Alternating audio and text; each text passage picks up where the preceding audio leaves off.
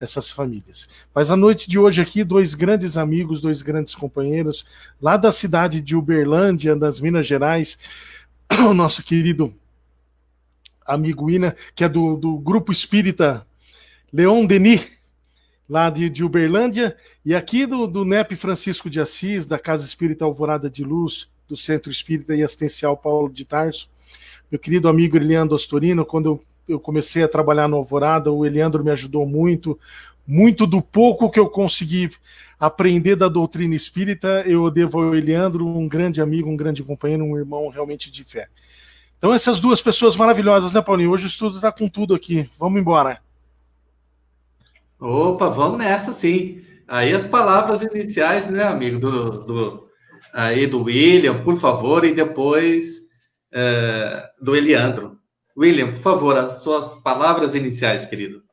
Bom, olá pessoal, é uma alegria estar aqui com vocês. Estudar o livro Paulo Estevão realmente mexe com a gente. Eu confesso que já li o livro tem um tempo, e ao reler o capítulo para estudar aqui com vocês hoje, a gente fica emocionado de ver as dificuldades, a superação, tudo que eles enfrentaram ali para consolidar, né, aquele caminho aberto por Jesus e que Paulo de Tarso e muitos outros vieram abrindo, consolidando para que estivéssemos aqui hoje. Então, parabéns para vocês. Eu comentei com a minha esposa essa semana ainda. Fiquei encantado com a organização com que vocês conduzem esse estudo, com a preparação que é feita. E realmente, assim, eu já participei de muitas lives, mas fiquei admirado com o carinho que vocês têm com os detalhes, e isso faz a diferença também para o público que está do outro lado assistindo. Obrigado pelo convite, pela oportunidade. Poxa vida, nós é que agradecemos, que isso. Eliandro, por favor, querido. Então, sejam todos muito bem-vindos aqui a essa live. É com muita alegria que reunimos com esses grandes amigos de longa data, que conhecem a minha família, meus irmãos, né? Quanto tempo, né? Pessoal aqui da Vila Xavier, onde eu moro, muita alegria. Estudar esse livro, acho que para quem me conhece mais assim, pessoalmente, né? Nas proximidades mesmo, das tarefas espíritas e das casas, sabe que o quanto eu gosto dessa personagem, né, do Paulo de Tarso, o quanto eu gosto desse livro. É o melhor livro que eu já li, eu falo para todo mundo, e assim, eu tenho muita intimidade mesmo, porque eu tenho que confessar a vocês, ó, eu nasci no estado de São Paulo. O centro que eu compartilho, chama Centro Espírita Assistencial Paulo de Tarso, que fica no Parque São Paulo, e eu torço para o São Paulo. Então, assim, eu estou muito à vontade para falar de Paulo, porque eu tenho muita intimidade com o Paulo, né? Vocês perceberam. É isso, é muita alegria estar com vocês, amigos. O único problema desse daí foi a última coisa sua. Do resto foi perfeito, cara, mas vamos tocar o barco, vamos lá. Bom, meus amigos, vamos lá, vamos iniciando então. Nós vamos trazendo o resumo desse capítulo, é o resumo do capítulo 6, das peregrinações e sacrifícios. Então, Paulo e Silas, eles partem de Antioquia em direção a Tarso. Silas apresentava um temperamento pacífico, e, diferente de Paulo, né? Paulo tinha um temperamento firme, e Silas extremamente pacífico. E os dois partem pelos caminhos, né? E por onde eles caminhavam, o trajeto, eles iam fazendo aí as pregações do Evangelho. Noites ao relento, sacrifícios numerosos, ameaças de malfeitores foram enfrentados pelos missionários, né? Nada de facilidade, nada, zero. Vão para Derbe e de lá para Listra. Lá eles reencontram o jovem Timóteo. Sua mãe, Lloyd, a mãe de Timóteo, confidencia a Paulo sua necessidade de retornar à Grécia. Mas ele fala que era de bom grado que o Timóteo seguisse com Paulo. E assim a caravana segue adiante, sem maiores problemas, para a Frígia e também a Galácia. Numa noite, Paulo ouve uma voz ali dizer: Paulo, sigamos adiante. Nada mais, nada menos, e era Estevão. Seguiram, então, eles adiante, foram para a Mísia e depois para Tróade. Lá tem uma visão de um homem da Macedônia a pedir-lhe ajuda. Então, eles decidem ir. Mas antes de sair da cidade, quem que eles reencontram? Lucas. Ei, Lucas, hein? Evangelista. Paulo convida Lucas a ir com eles nessa viagem, nessa nova viagem. E assim o médico segue com a caravana. Vão para Neópolis, Filipos, e então chegam a Tessalônica. Paulo propõe a divisão do grupo, Lucas e Timóteo, e o próprio Paulo e Silas. Para quê? Eles faziam isso para que eles... essa ideia de Paulo é que eles pudessem atingir toda aquela região. E assim, então, eles fizeram. Aconteceu um fato muito interessante em Filipos, para variar, né? Paulo, para variar, aconteciam as coisas. Lá existiu uma pitonisa, uma adivinha, uma médium, né? E diante de uma das pregações de Paulo e Silas na via pública, ela começou, envolvida por um espírito, ela começou a endeusar os dois apóstolos. Até que numa das pregações, ao ouvir o espírito tecer elogios aos dois, Paulo desce da tribuna, olha a força moral, né, gente? Repreende o espírito que se utilizava da médium e este se afasta da jovem. É claro que isso ia ter uma consequência, né? Nada é assim. Mas aquelas pessoas que utilizavam da ferramenta mediúnica dessa jovem começaram a se sentir prejudicados. E o que eles fizeram? Julgaram o povo contra Paulo e Silas, que são presos e açoitados. Depois são colocados numa prisão. Lá, Paulo prega o evangelho aos prisioneiros e impede, inclusive, que eles fujam. Depois eles são soltos e convidados, deve ter sido convidado gentilmente, né, a deixar a cidade, né? Daquele jeito. Eles depois, então, reencontram Lucas e Timóteo em Tessalônica e vão para Bereia.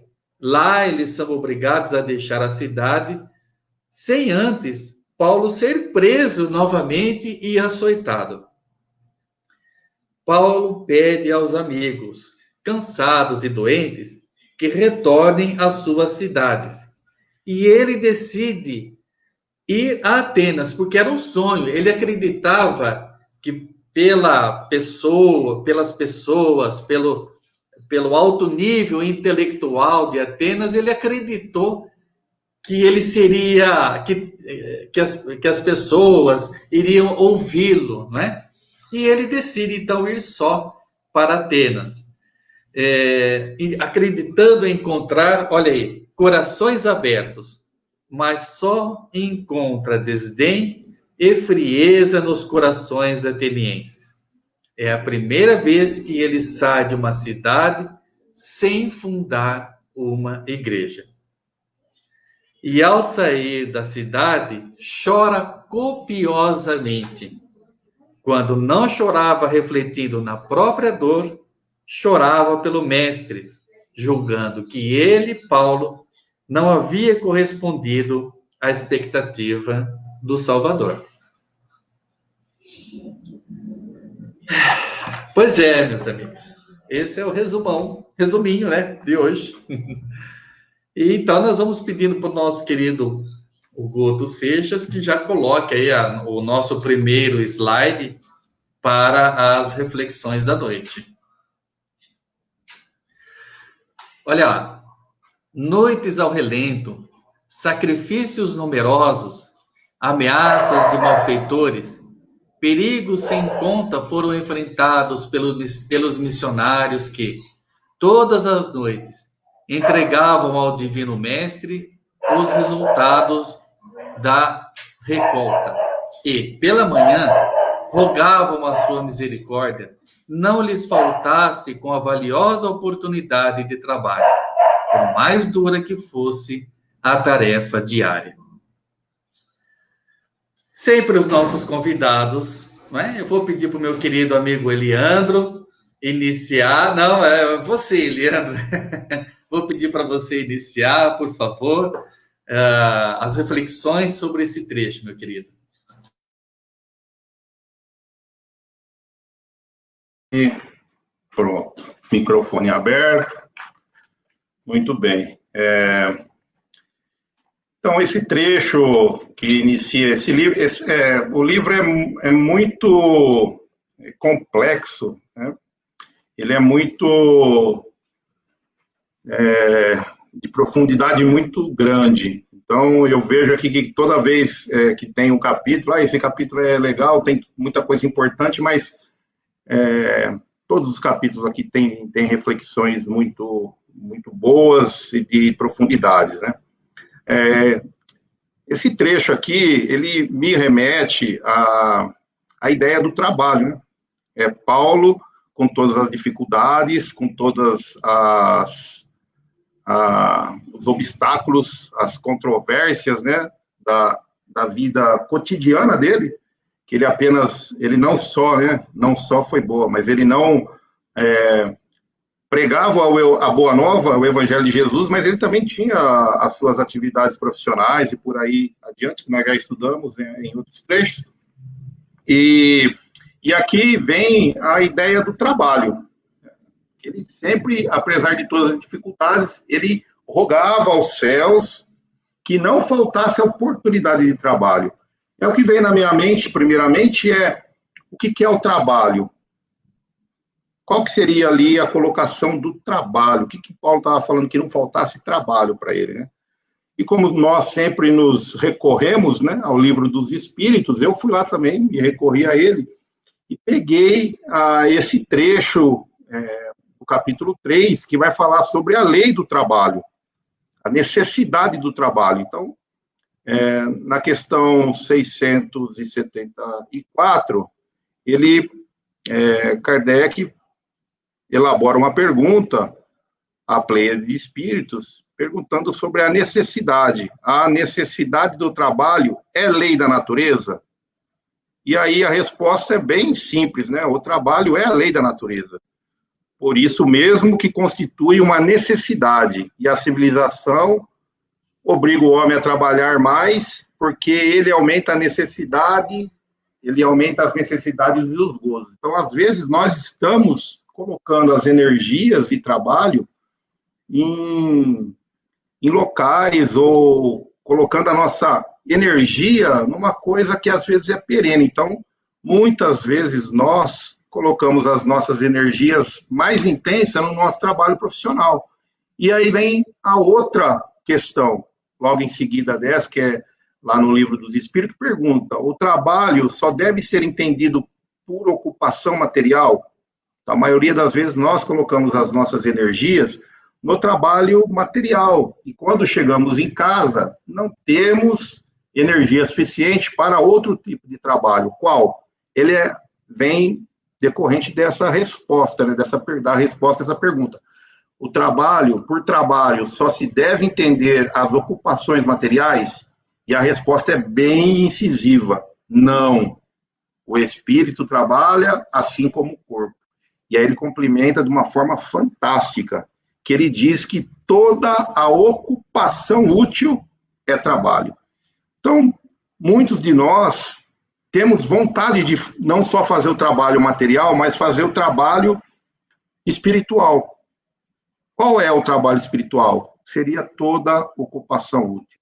Então, se eu me ocupo de forma útil a ouvir o meu próximo, se eu me ocupo de forma útil a prestar necessidades materiais, às vezes financeiras, né, ajudando o Caritas, por exemplo, a montar a cesta básica, ajudando o Caritas a levar um pouquinho, né, de esperança, de motivação às crianças. Então, todo o envolvimento de uma ocupação útil é um trabalho. E quando eu vejo esse trecho, eu leio esse trecho que nós definimos aqui para começar os nossos estudos, eu vejo que toda a história de Paulo é baseada em cima desse trabalho persistente, com muita força, com muita dedicação, e não só apenas o trabalho de divulgação do evangelho, também o trabalho material, mas ele coloca muita energia nessa divulgação do evangelho.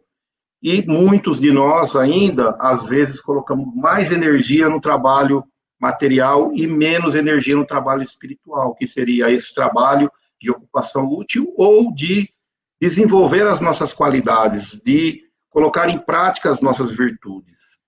Eu creio que é isso. Muito bem. William, a palavra é sua. Aqui a gente começa a ter uma ideia daquilo que é até o título do capítulo, né? Peregrinações e sacrifícios. Então, a palavra sacrifício, ela já traz em si uma ideia de desconforto. Porque sacrificar-se, em qualquer sentido, é algo que, de certa forma, nos tira de uma zona confortável, nos convidando a uma sublimação. E aí, aqui, quando coloca começando, noites ao relento.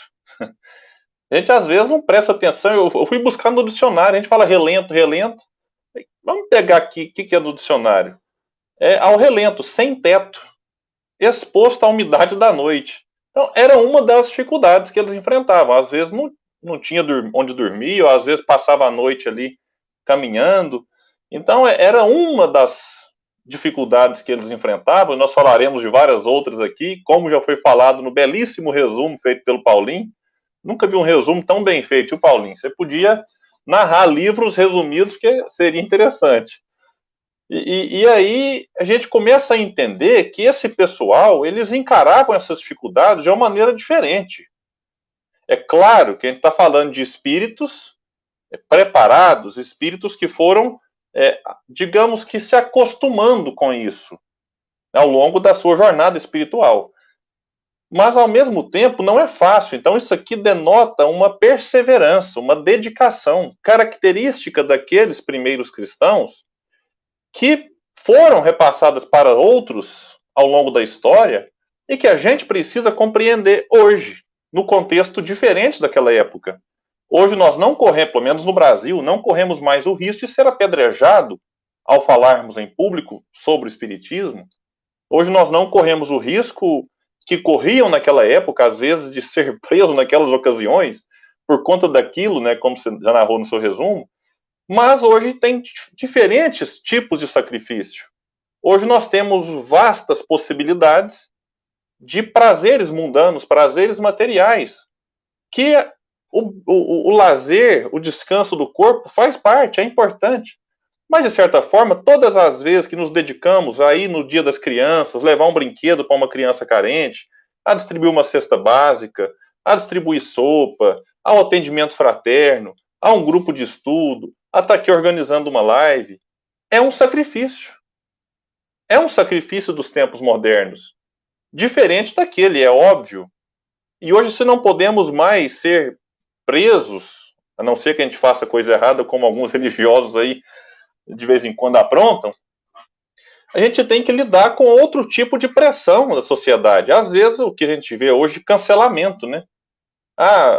O cara é espírita, vou cancelá-lo, porque na minha rede social só vai ter gente da minha religião. Então, é uma forma diferente de nos pressionar para parar de divulgar o evangelho.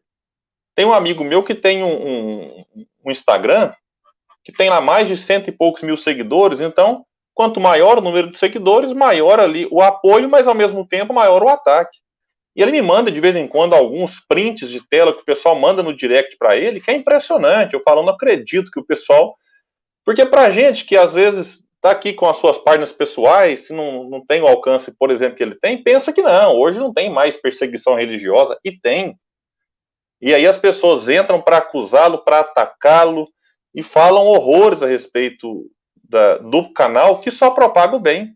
Inclusive, foi vítima de um hackeamento que derrubou a página dele, aí depois, com o tempo, ele conseguiu. É outra forma de perseguição, em que os inimigos do bem, os que se comprazem nas sombras, se utilizam de formas atuais, modernas, para afetar a mensagem do Cristo, que não é a mensagem da personificação. Nós não estamos aqui para idolatrar a figura de Jesus. Quando a gente fala a mensagem do Cristo, é uma força de expressão para falar de mensagem do amor. Então, quem se compraz com o ódio se incomoda com quem divulga o amor. E esse incômodo gera uma resposta, que naquela época se via em forma de perseguições físicas, pedradas, prisões. Hoje se vê através dos haters, né, daqueles que destilam ódio pelas redes sociais ou nas nossas sociedades. Eu sei que em algumas cidades a coisa ainda é um pouco complicada, essa relação, né, entre os divulgadores, por exemplo, do espiritismo. Então é necessário a gente buscar na conduta daqueles que vieram antes uma inspiração para que, diante das nossas lutas atuais, a gente encontre forças para superar. Eu gosto muito dos clássicos do espiritismo, Leon Denis, Gabriel Delane, e é um fenômeno mais recente, 100 e poucos anos. E ali a gente observa outro tipo de luta. Então a gente pega Paulo na sua época, Allan Kardec, Leon Denis, Delane, Flammarion, já a coisa de 100 e poucos anos atrás, e hoje. Então, são contextos diferentes, mas sempre um desafio extra para quem se dispõe a divulgar o Evangelho.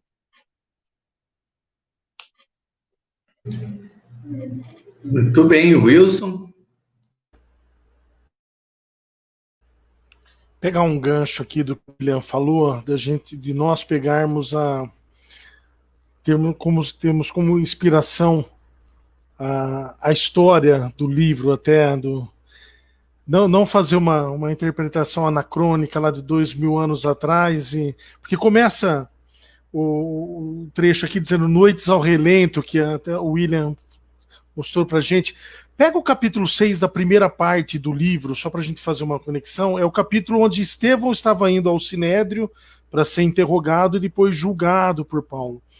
Pega o local em que ali o Sinédrio, que o Emmanuel faz uma descrição de como era o local físico onde os rabis ali pregavam, ensinavam. E as pessoas que ali frequentavam, até no capítulo 6, se eu não me engano, tem uma parte que diz que as pessoas mais pobres não conseguiam entrar para ver o julgamento de Estevão. E traz para o capítulo 6 da segunda parte, agora como Paulo. As pessoas para as quais o Paulo está pregando, os lugares onde Paulo está pregando, ou é na casa de alguém, ou é em praça pública, ou é ao ar livre. E aí esse trecho dá, quando ele fala noites ao relento, sacrifícios numerosos, dá a ideia da tônica do livro, marcante para mim do livro, que é a humildade, é a primeira bem-aventurança. Jesus, no Sermão da Montanha, quando vai falar das bem-aventuranças, 9 bem-aventuranças, virtudes, 2 de perseguições. A primeira bem-aventurança, Jesus fala, bem-aventurados os pobres de espírito, ou bem-aventurados os pobres em espírito. E a gente faz até uma interpretação errada, por isso que é muito importante que o William falou de fazer pegar como inspiração esses trechos para o nosso dia a dia, para a nossa conduta, para o que a gente faz no decorrer do dia. A gente faz até a interpretação errada, né? Fala assim, aquele cara como é ruim, como aquele cara é mau, como é pobre de espírito. Será que Jesus estava dizendo bem-aventurado, feliz aquele que é mau, feliz aquele que é ruim? Não, pobre de espírito no sentido evangélico significa humilde. E a gente já faz uma segunda interpretação errada, porque também confundimos humildade com carência material. Olha aquela pessoa como é pobre, como é carente, como é humilde. A pessoa, ela tem era chamada de humilde porque ela materialmente vive uma situação bem difícil. Não é a humildade no sentido bíblico, tem o sentido bíblico, perdão, de suficiência, ser uma pessoa suficiente. Aí o capítulo fala até que Paulo se alimentava de frutas que ele encontrava pelo caminho. É a ideia da suficiência, não que nós temos que parar de almoçar e de jantar e de viver de uma fruta apenas de maneira nenhuma. É isso que o William muito bem colocou. Nós temos que pegar a inspiração para a suficiência. Olha o que essa situação da pandemia nos trouxe em relação à suficiência. Nós estamos dentro das nossas casas.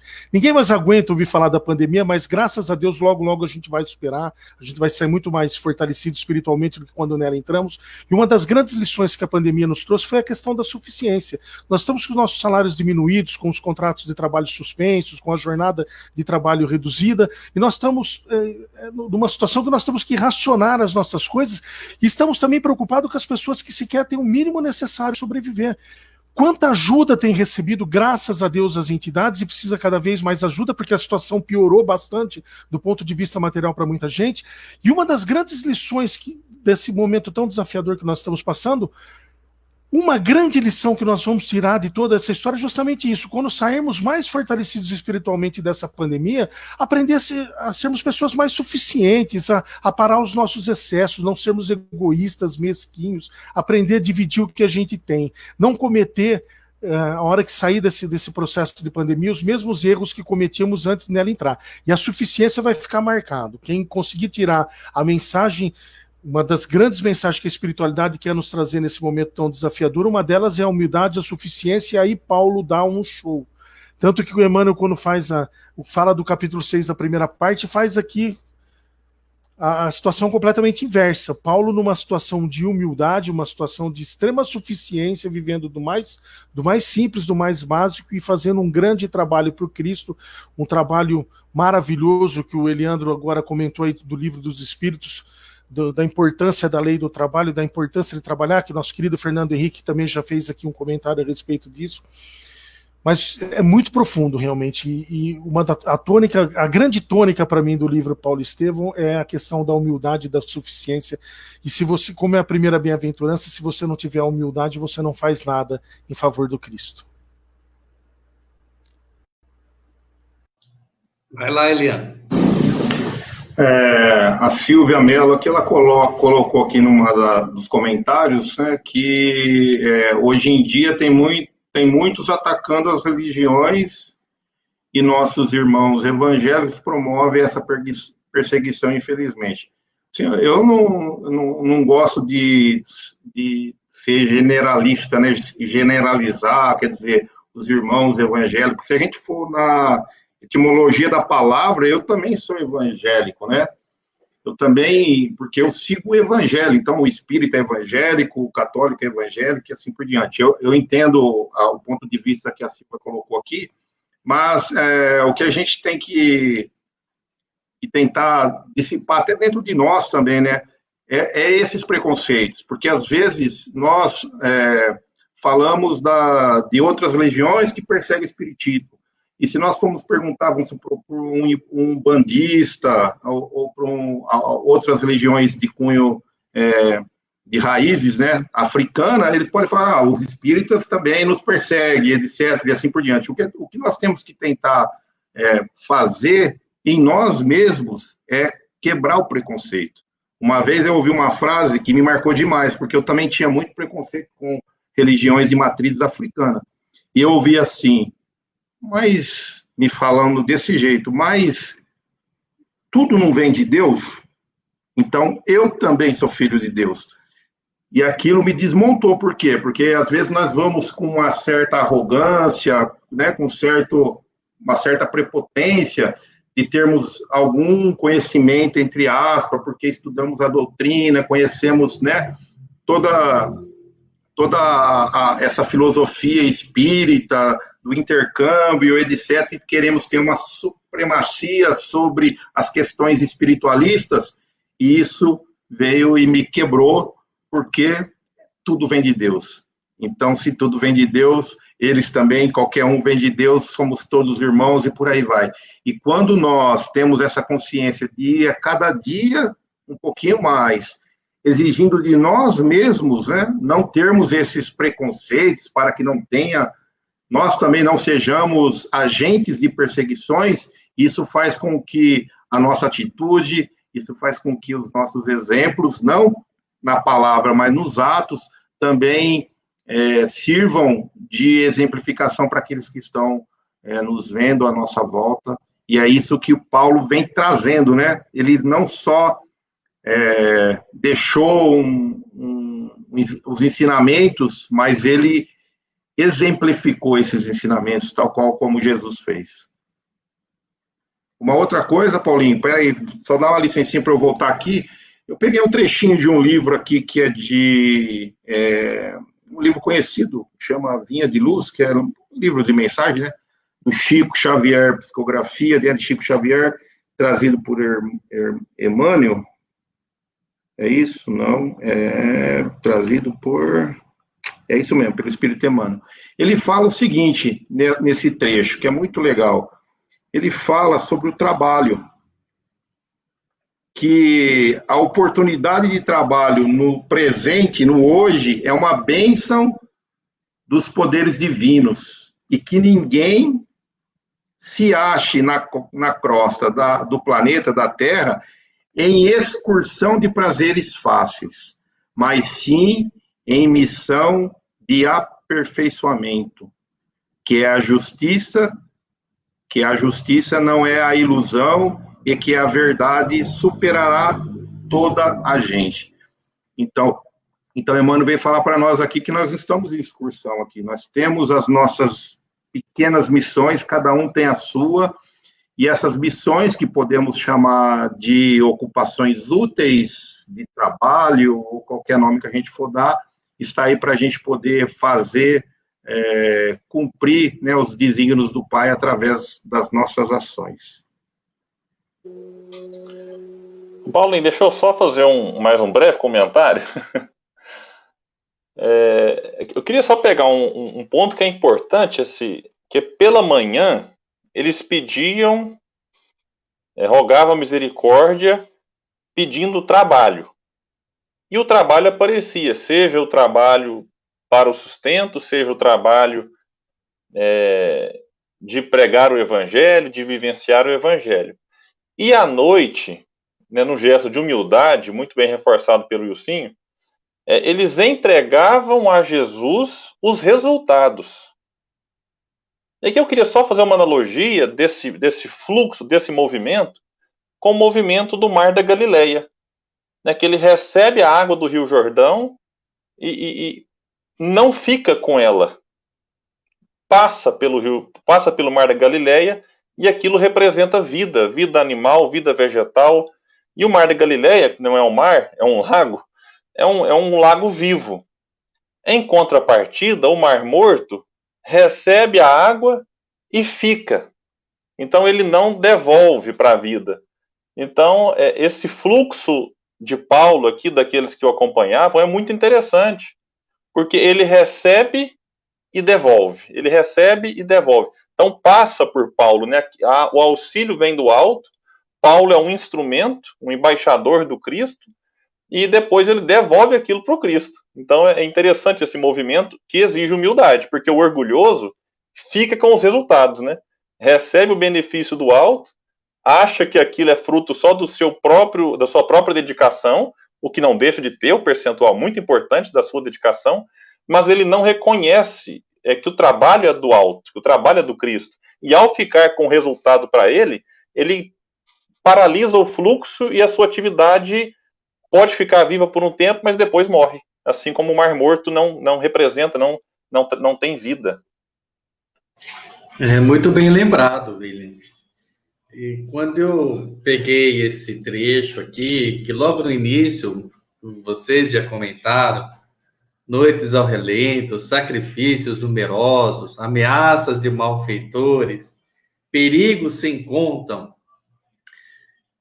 Esses nossos amigos, esses nossos irmãos, estavam a pregar o evangelho. Então vejam que sair, pregar o evangelho, e se for necessário, como foi dito na semana passada, use palavras, não é fácil. Não é fácil, primeiro, a começar conosco mesmo, com o nosso íntimo. Porque em muitas e muitas situações, nós nos permitimos vivenciar as coisas do mundo. Então, nós esquecemos das coisas espirituais e vivenciamos as coisas do mundo. Então, a primeira dificuldade é para conosco mesmo, é da vivência do evangelho, a vivência do amor. E depois os perigos, além do perigo de não de falharmos, né? E todos nós falhamos, mas o perigo também da incompreensão do mundo. O Evangelho de Jesus, em sua essência, em sua pureza, em sua simplicidade, ainda é desconhecido de todos nós, de uma forma geral, como humanidade. Achamos belo, achamos bonito, palavras lindas, mas aplicar para a nossa vida, aplicar no dia a dia, ainda exige de nós renúncia de nós mesmos. Então, o Evangelho ainda para nós é um desconhecido. E esses são os grandes perigos que nós vivemos hoje. É realmente de não vivenciar o Evangelho. É de não sentir o Evangelho no coração. É de não sentir o amor. É de não sentir a empatia. De não sentir paz. De não oferecer as mãos. De não oferecer o olhar, o sorriso e tudo aquilo que podemos oferecer. Então, esse é o grande perigo que o Evangelho, não o Evangelho, né? Nós vivenciamos hoje, é de não sentir o Evangelho. Esse é o meu comentário sobre esse trecho. Podemos seguir? Então vamos lá. Guto, por favor, passe para nós o segundo slide. Paulo, olha, Estevão, hein? Já está até dizendo ali. Paulo, sigamos adiante. Levemos a luz do céu a outras sombras. Outros irmãos te esperam no caminho infinito. Era Estevão, o amigo de todos os minutos, que, representando o Mestre Divino, junto ao apóstolo dos gentios, o concitava a semeadura em outros rumos.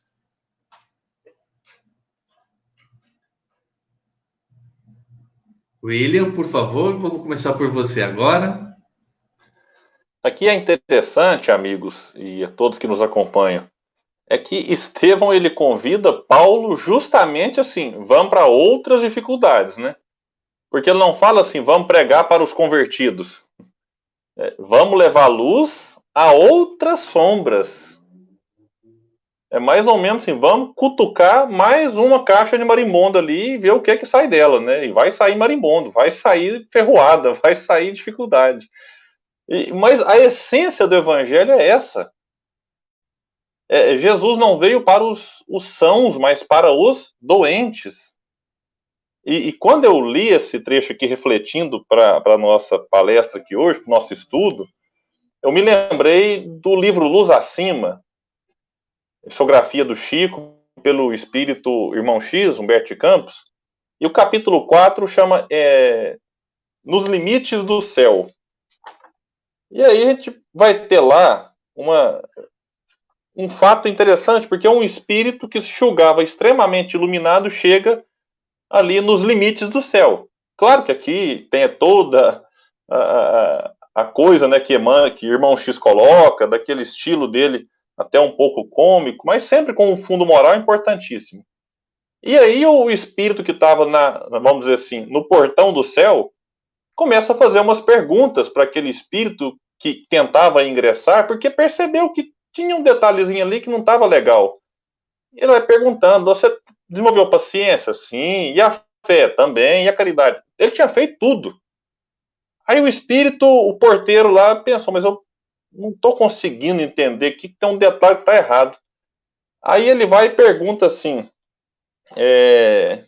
meu amigo, já trabalhaste no inferno? Aí o espírito que queria entrar no céu ficou assustado. Falou, mas como assim? Eu estou querendo entrar no céu, você pergunta se eu trabalhei no inferno? Ele fica espantado e fica até revoltado. Fala, mas não, é uma contradição. Eu quero subir, você está falando que eu descer?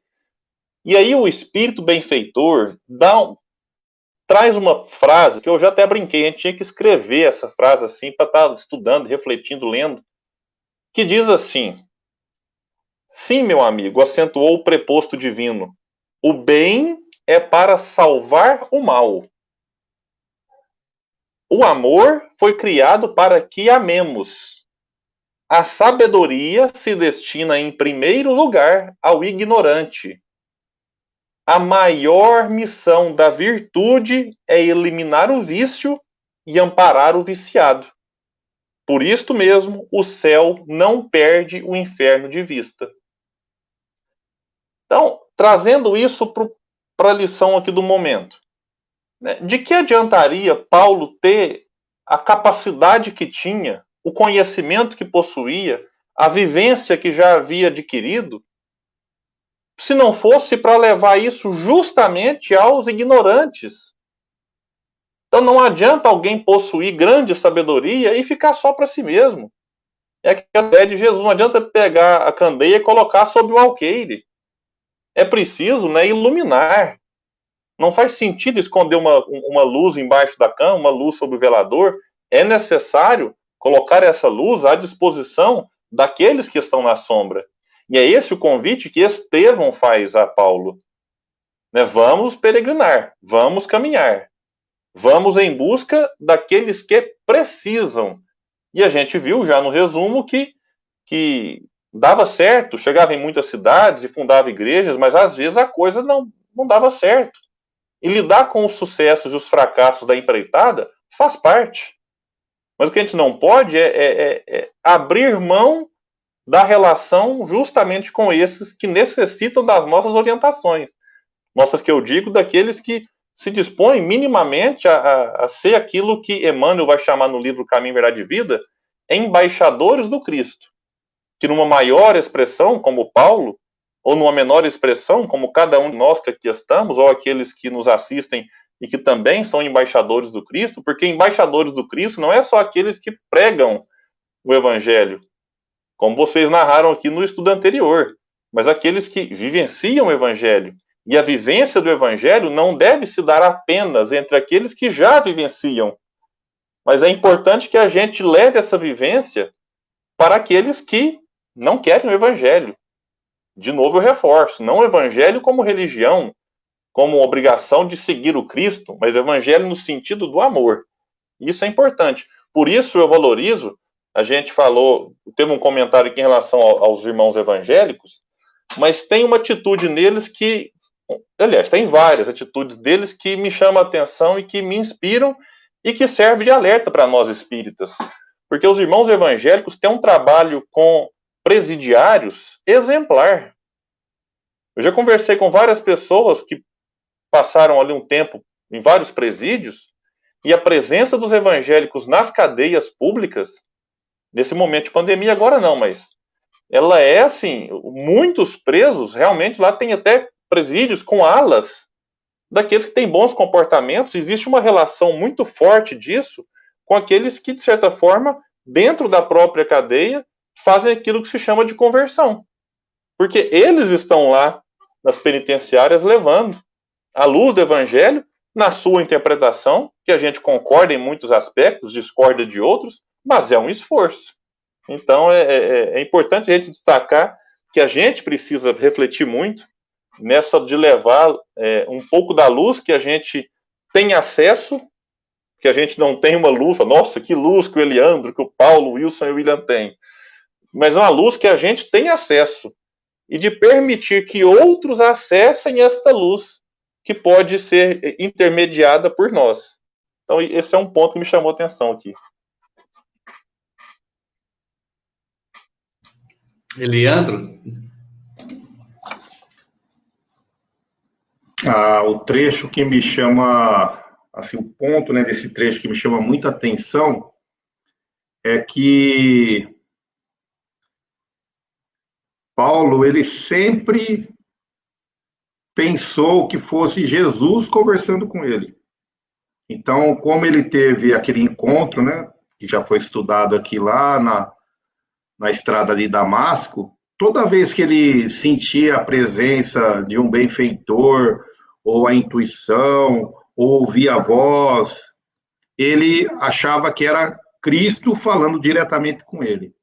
mas aqui no livro nós temos a indicação de Emmanuel, que era Estevão. Então, na Bíblia, muitas vezes está lá na cabeça dele achando que é Jesus, mas quando tem essas passagens, né, que dá para muitos entendem que é Jesus direto, mas aqui, pela história que Emmanuel nos traz, é Estevão, um benfeitor. Aí vem na minha mente assim, mas ele era o representante do divino, né, do divino mestre junto ao apóstolo do gentil. Então, Estevão era o representante fazendo o quê? Estimulando, dando as diretrizes. Só que muitos de nós achamos que estamos sozinhos. Caímos muitas vezes em solidão, achando que não tem nada e ninguém por nós. E muito pelo contrário. Como, né, na analogia, Paulo tinha Estevão, todos nós também temos os representantes divinos ao nosso lado, nos, né, estimulando a prática da bondade, estimulando para as ações do bem, estimulando para que façamos as melhores escolhas nas decisões das nossas vidas, de acordo com a nossa vontade, com o nosso livre-arbítrio. Então, todos nós temos esse Estevão, entre aspas, junto a nós, nos estimulando ali para fazer a prática do bem, a ir para um caminho. Se eu fizer a pergunta aqui para todos nós quatro aqui, os companheiros que estão em casa aí, companheiros que estão, os amigos, que estão nos acompanhando, quantas vezes nós já tivemos aquela ideia ali, não faça isso, e aí nós atendemos, não, né? Nós fazemos, não faça, a gente vai lá e faz, aí não devia ter feito, mas veio na minha cabeça para não fazer, e a gente vai lá e faz. Por quê? É esse Estevão, entre aspas, nos alertando, só que Paulo, achando, né, que na cabeça dele Jesus era uma ordem direta, então ele ia lá e cumpria o que vinha, né? Então essa passagem que nos remete a isso, esse estímulo, todos nós temos, de sairmos da nossa zona de conforto. Foi bem lembrado aqui pelo William, que Paulo, ele comenta, não é justo mesmo eu seguir adiante, porque aqui nessa cidade eu já não encontrei mais as agressões, as pedradas, como foi na primeira passagem. Então aqui eu já não estou mais encontrando a resistência que eu encontrei outrora, junto com Barnabé. Agora está muito mais tranquilo, então nós precisamos desbravar novos territórios. E trazendo aqui para o nosso dia a dia, como nós podemos desbravar os nossos próprios territórios interiores, né? Mexer naquilo que está aqui dentro, que está nos incomodando. Então, hoje, nós não precisamos mais percorrer grandes distâncias, que nem estamos aqui com o nosso querido William de outro estado, online, então não precisa mais percorrer grande distância. Onde que está a verdadeira batalha? A verdadeira, né, o estímulo para nós desbravarmos outros lugares é dentro de nós, é desbravar os nossos sentimentos mais ocultos ali, que temos que fazer, mexer ele um pouco dentro de nós, se esses sentimentos ainda estão nos contrariando. Então, às vezes, reconciliar com um amigo que não conversa faz tempo por uma briga tola, um parente, muitas vezes perdoar a nós mesmos pelo erro que cometemos lá, né, no passado com alguém, que já nem está mais nesse plano, mas temos que remover isso. Então, eu acho que a grande batalha é essa, e os nossos benfeitores, anjos de guarda, mentores, o nome que a gente for dar, cada religião vai dar um nome diferente, não importa, mas a maioria delas falam sobre isso, né? Anjo de guarda, a maioria das religiões fala que nós temos aqui um representante do Divino Mestre ao nosso lado, por nós, por cada um de nós.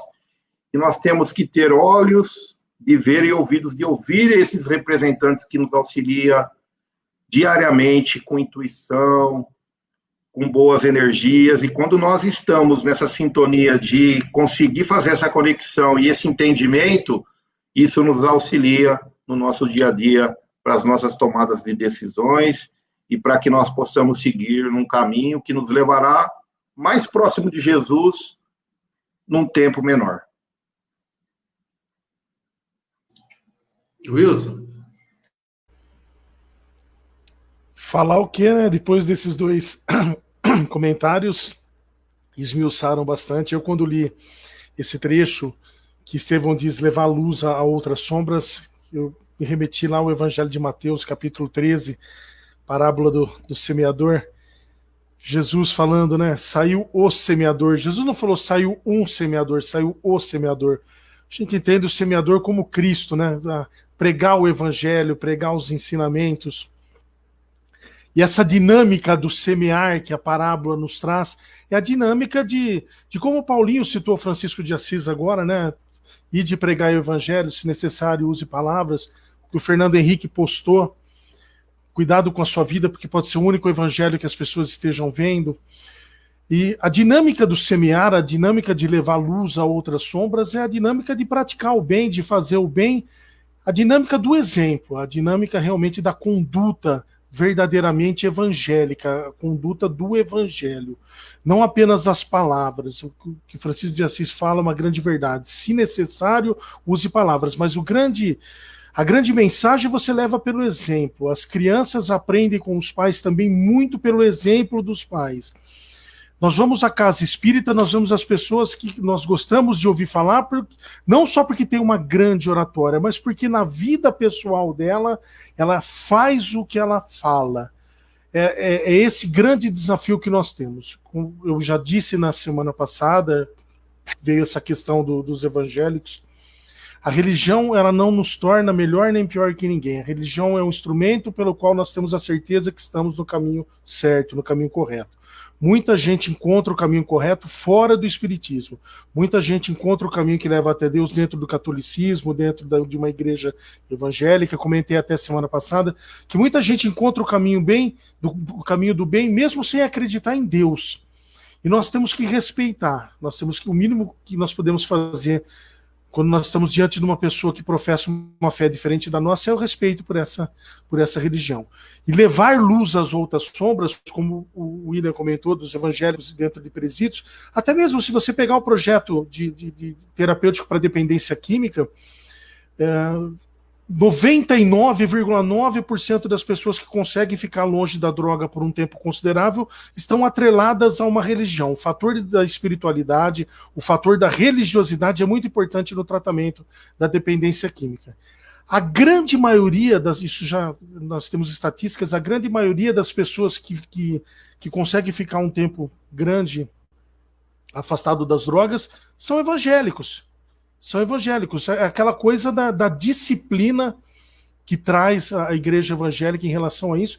E o que nós temos que fazer? Criticar? Não, nós temos que aprender, nós temos que achar uma maneira de, através da religião, mostrar para as pessoas que tudo tem jeito, que até a pessoa que tem ideação suicida, nós temos, através da religião, nós conseguimos mostrar a ela que ali não é o fim da linha, ali não é... ali não se esgota, não existe a finitude dentro do ato que ela está procurando fazer, que aquilo é um erro de grandes proporções que ela está resolvendo praticar. Nós temos a maneira do acolhimento através da religiosidade, através do evangelho, através da autoridade moral que dos atos da sua vida você pode demonstrar a uma pessoa, você pode convencer uma pessoa e mostrar a ela que existe sim possibilidade, que existe sim o alento, que existe o acolhimento, que esse sentimento de depressão, de desamparo, de desesperança, de desespero que a grande maioria das pessoas vem sentindo nesse momento de transição planetária, que através da religião, seja ela qual for, nós podemos levar a ela o alento e, mais do que isso, a promessa de algo melhor lá na frente, como Jesus diz a Pilatos: o meu reino não é desse mundo. O reino que Jesus vem implantar na Terra é um reino muito mais muito maior, muito grandioso, 1 milhão de vezes maior que qualquer dificuldade que a vida pode nos oferecer, qualquer problema que a gente possa atravessar na vida, que 1 milhão de vezes maior que qualquer problema é a nossa fé, a crença de que algo lá na frente de muito melhor nos espera, a confiança em Deus, a confiança na providência divina, e entender que muita gente encontra isso fora do Espiritismo. Ontem a gente fez pelo canal do Redenção uma live ecumênica falando de saúde mental e cristianismo. Eu mediando um espírita de berço e um católico de berço. Em momento algum da live, isso eu falo com toda sinceridade para vocês, foi 1 hora de nosso encontro lá no canal do Redenção, em momento algum eu lembrei de conceitos espíritas ou de conceitos católicos. Nós simplesmente nos lembramos dos conceitos, dos ensinamentos do Cristo. Tanto espírita como evangélico, como católico, como protestante, tem uma gama de convergência muito grande. Nós temos que nos concentrar nas passagens evangélicas, nos ensinamentos do Cristo, que nós temos a convergência. E se nós pararmos de nos ater às divergências, nós vamos ver que mais de 95% entre todas as religiões cristãs convergem em relação aos ensinos de Jesus, e não descendem, não divergem. É que nós, através do nosso orgulho, do egoísmo, da nossa vaidade, preferimos a discordância, preferimos sentar na frente de um católico e discutir com ele a maneira que eu penso diferente e tento mostrar para ele que eu sou melhor que ele. Religião no mundo prega isso. Religião alguma no mundo te ensina que você se torna uma pessoa melhor a partir do momento que você professa aquela crença. De maneira nenhuma, somos todos filhos de Deus e é isso que nos move, é isso que nos faz evoluir do ponto de vista espiritual.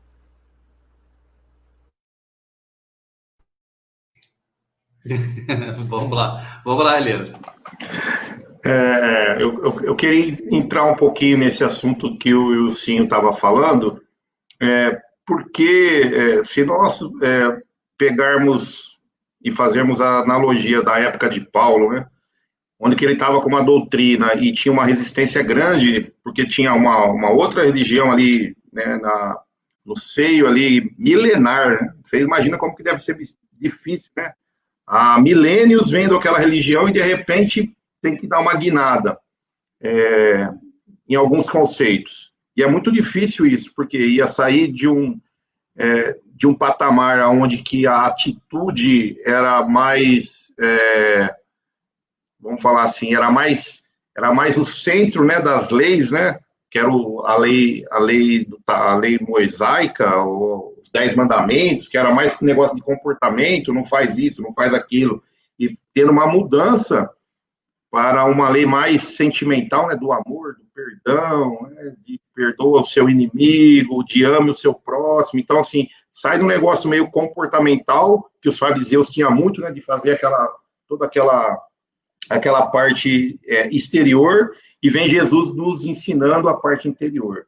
Então, assim, ó, eu sou de família, onde que a minha família é um pouco evangélica, eu sou de berço evangélico, minha mãe é evangélica, mas os irmãos da minha mãe são católicos.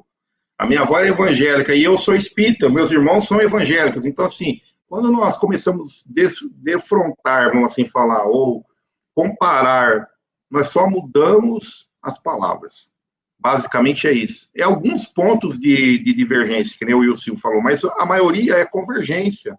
Se converge, só muda palavra, o que significa isso, quer dizer aquilo, e por aí vai. Então, o mais importante que todos nós temos que ter a consciência é que Jesus e Paulo, ele não veio pregar a igreja que nem nós conhecemos hoje, né? A igreja que Paulo ia fazendo nas suas peregrinações eram residências onde se estudavam os conceitos do Cristo. Nada mais que isso. Então, o que era importante? O importante era a virtude daquelas pessoas que estavam ali divulgando o evangelho, muitas mulheres, muitos jovens. Então, é nesse sentido. Então, não importa qual é a ferramenta que eu vou usar para me ligar à divindade, mas o que importa é o que eu faço com isso. O que eu faço com essa ligação, o que eu estou fazendo com essa ligação, ou com essa crença que eu tenho para me ligar com a divindade. Eu estou usando isso para quê? Eu acho que é essa resposta que a gente tem que tentar responder para nós mesmos. O que eu estou fazendo com aquilo que eu conheço do Evangelho de Jesus. Isso, na minha opinião singela, é o mais importante.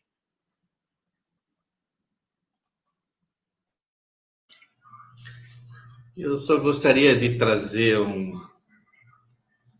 uma pequena fala de Estevão, não é? E como ele vê o Evangelho, e como ele vê a Boa Nova. Olha como ele diz, gente, é tão lindo. Levemos a luz do céu a outras sombras. O Evangelho é luz, o Evangelho é caminho, o Evangelho nos mostra, nos direciona, nos orienta daquilo que, na nossa conduta do dia a dia.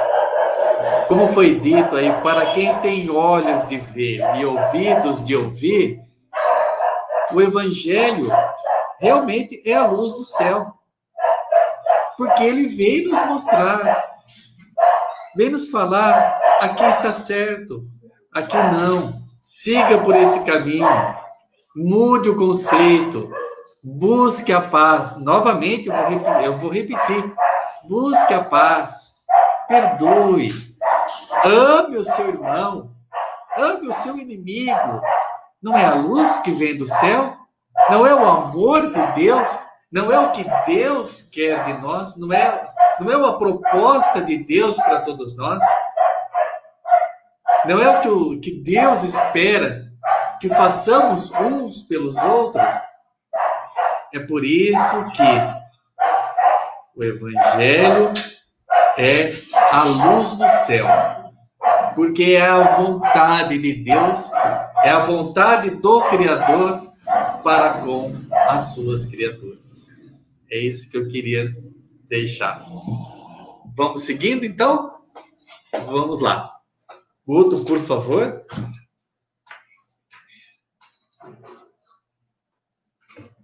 Porventura, Silas, poder-se-á na terra julgar qualquer trabalho antes de concluído? Aquele espírito poderia falar em Deus, mas não vinha de Deus. É um diálogo, gente, entre Paulo e Silas com relação ao espírito que estava falando através da médium, como dissemos no início, tá? Que fizemos para receber elogios? Dia e noite estamos lutando contra as imperfeições de nossa alma. Jesus mandou que ensinássemos, a fim de aprendermos duramente. Não ignoras como vivo em batalha com o espinho dos dejetos inferiores. Então, seria justo aceitarmos títulos imerecidos quando o mestre rejeitou o qualificativo de bom? Claro que, se aquele espírito viesse de Jesus, outras seriam suas palavras. Estimularia nosso esforço, compreendendo nossas fraquezas. Além do mais, procurei informar-me a respeito da jovem, e sei que ela é hoje a chave de grande movimento comercial. Wilson, vou pedir para você começar agora. Olha, essa passagem que o espírito começa a elogiar dentro de uma média ali, que o Paulinho falou que a pitonisa significava uma médium. E a gente vê hoje ainda, infelizmente, você pega a questão 913 do Livro dos Espíritos, Kardec pergunta, dentre os vícios, qual poderemos considerar o mais radical? O Espírito da Verdade responde, né? O egoísmo, dele deriva todo o mal. E dentro do que deriva do egoísmo está o nosso orgulho e a nossa vaidade. E essa coisa da vaidade dentro do trabalho espírita é algo que a gente temos que nos vigiar, nos policiar muito, mas muito mesmo, porque será que estamos sendo sinceros em relação ao que estamos fazendo? Será que estamos sendo sinceros em relação ao que estamos falando? Será que colocamos na nossa vida a prática do evangelho. Chico dizia que tudo que você precisa para a sua vida, tudo que é realmente necessário na sua vida está dentro do evangelho. O que não está dentro do evangelho é você fazer as coisas por Cristo com a vaidade, com o orgulho, com a arrogância. E ali aquele espírito vinha e elogiava, e toda vez que terminava de falar, elogiava, e Paulo já não percebendo, não cai nessa armadilha e alerta Silas. Fala, olha, toma cuidado, cara, toma cuidado. É verdade, o Silas, é verdade, amigo. O Silas estava caindo, né? Tava indo ali e falou, ó, somos os maiorais, somos os bambambãs, onde a gente vai, a gente consegue abafar, né? Que a gente tinha essa coisa, na época nossa a gente falava, tá abafando. Mas isso tem que ser trazido para a atualidade, para o nosso dia a dia e para as nossas condutas dentro da casa espírita, dentro dos trabalhos, dentro do que a gente faz para o Cristo. Porque se nós não realmente praticarmos o evangelho e simplesmente ele virar um livro de cabeceira para que leiamos antes de dormir ou durante o dia, para falar para as pessoas, levar o alento para as pessoas, mas na hora que você precisa praticar, não pratica, aí nós estamos na conduta da primeira parte do livro, da primeira conduta de Saulo, que muitas vezes, simplesmente para querer, através do seu orgulho e da sua vaidade ferida, dentro do que ele entendia como correto na lei de Moisés, levava as pessoas até ao martírio. É um tapa de luva de pelica, é algo que nós precisamos estar sempre vigiando. A questão de você trabalhar para o Cristo e a questão de ser elogiado, entender o elogio. É claro que você não vai chegar para a pessoa que está falando, ó, está te agradecendo, está te falando belo trabalho que você faz, e você dizer para ele, olha, não quero que fala isso, você está completamente, redondamente enganado, de maneira nenhuma. Mas entender isso como um incentivo para que você possa cada vez mais e mais poder praticar os ensinamentos do Cristo, poder cada vez mais e mais levar alento às pessoas, levar ajuda material, ajuda espiritual que as pessoas tanto precisam, e não deixar se levar pelo egoísmo, que na questão 913 o Espírito da Verdade diz a Kardec, o pai de todos os males. Então, trabalha isso, trabalha o seu orgulho, trabalha a sua vaidade, e mire-se no exemplo de Paulo. Paulo de Tarso ainda vai passar pelas maiores barbaridades que um ser humano poderia passar, Paulo passa. Mas sempre com humildade, sempre com a resignação, sempre com esperança e nunca com vaidade, nunca com orgulho, nunca com egoísmo. De maneira nenhuma. Isso já é uma página virada na vida de Paulo, um sentimento já muito bem educado por Paulo, ali no começo, mas trabalhando constantemente na educação desse sentimento tão perigoso do orgulho, da vaidade, do egoísmo. Paulo dá um show para todos nós e nós temos que nos virar, que nos sirva de exemplo a conduta de Paulo. William?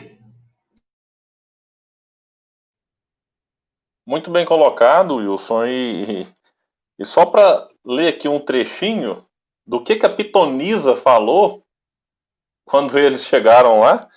Recebei os enviados do Deus Altíssimo. Eles anunciam a salvação. E aí Paulo fica bravo. Aí Paulo, vou ler só um trechinho aqui, fala, espírito perverso, não somos anjos. Somos trabalhadores em luta com as próprias fraquezas, por amor ao Evangelho.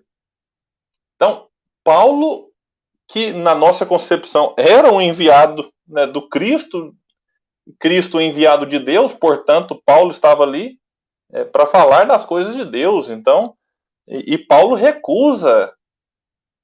Por quê? E Paulo vai dar o alerta aqui, até Jesus recusou o título de bom. Jesus não aceitou o de mestre. Mestre eu sou, mas bom só o Pai. E a gente observa, me permita trazer um pouco para a atualidade de novo. As pessoas, na maior tranquilidade, se julgando enviadas de Deus. Porque, gente, enviados de Deus todos somos. Ninguém está aqui contra a vontade de Deus. Então, no sentido amplo, todos somos enviados de Deus.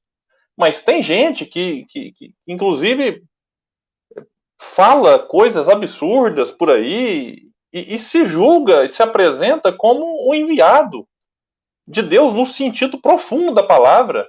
Se julga um missionário, se julga um Messias. E é um negócio assim impressionante.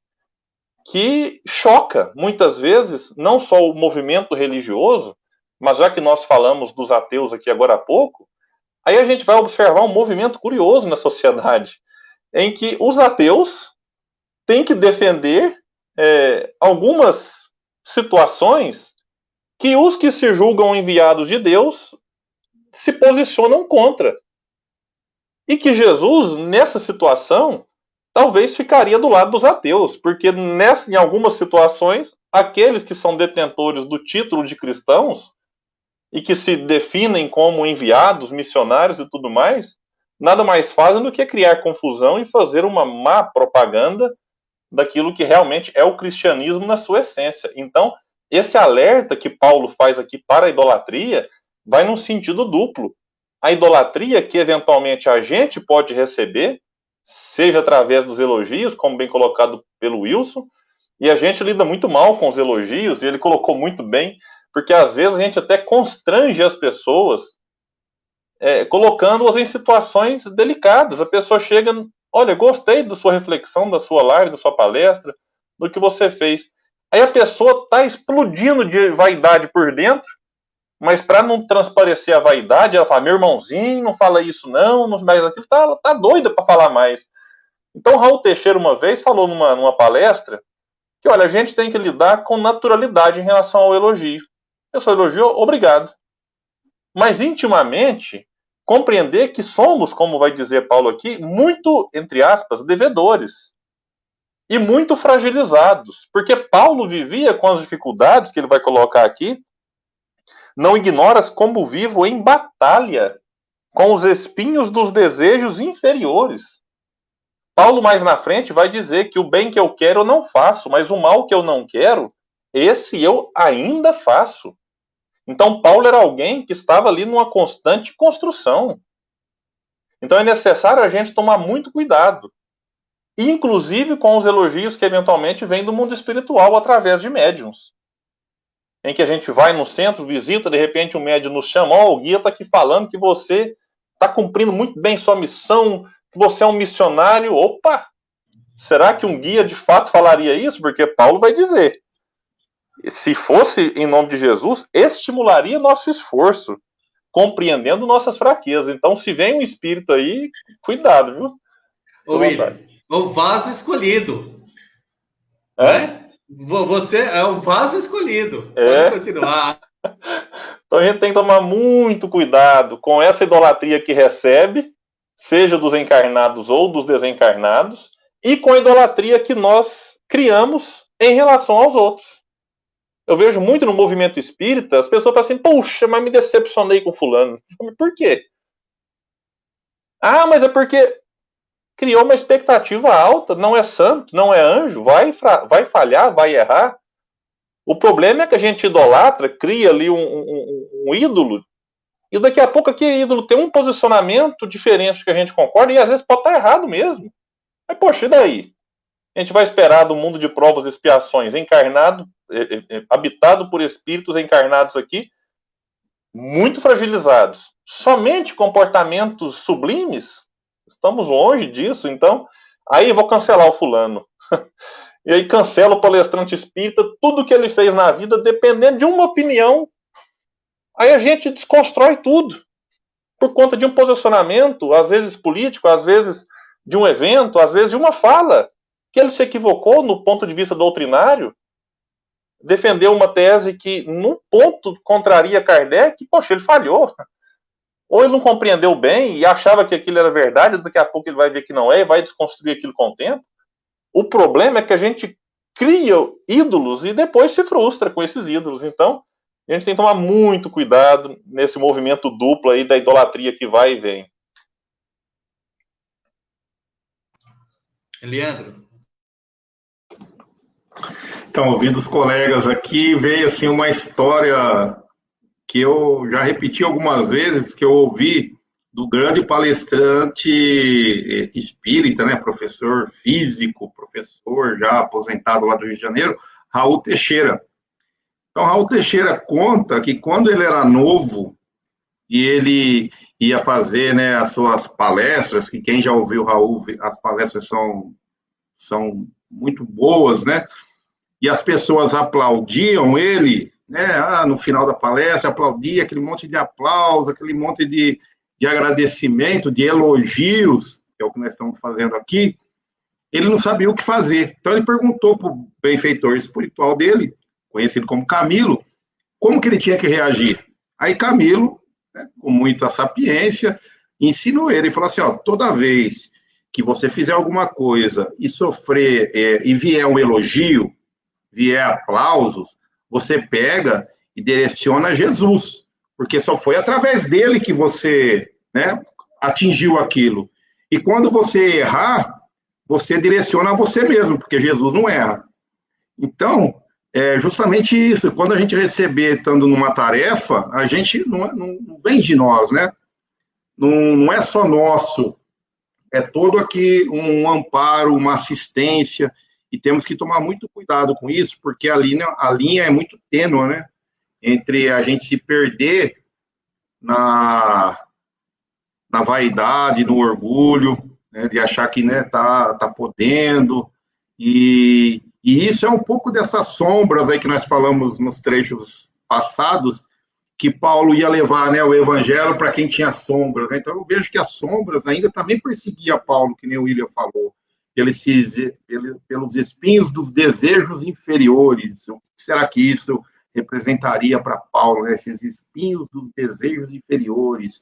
Será que esses desejos inferiores seriam os desejos materiais, né?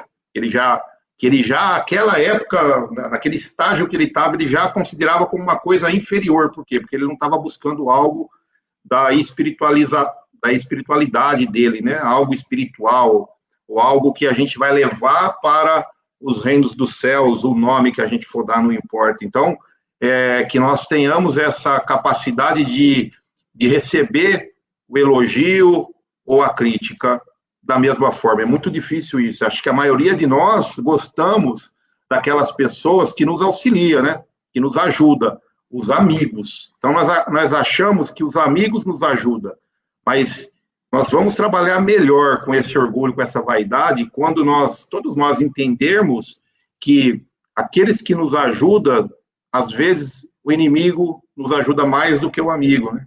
Então, se nós temos um chefe, um exemplo, um chefe no ambiente profissional, já trazendo aqui para o nosso dia a dia, que só nos elogia, que gosta da gente, que não pega muito no nosso pé, então nós vamos levando o trabalho naquela... Agora, se tem um chefe rígido, exigente, que cobra, esse chefe vai fazer com que nós nos desenvolvamos como profissionais. Então, dá para todos nós aqui fazer essa comparação, né? E quando nós começarmos a entender que o amigo e o inimigo, ambos são auxiliadores, nos ajudam, ambos são professores que nos ensinam, vai fazer com que nós tenhamos mais cuidado com os elogios, com o tapinha nas costas, e é isso aí, por aí vai. Paulinho? Bom, os meus comentários serão breves.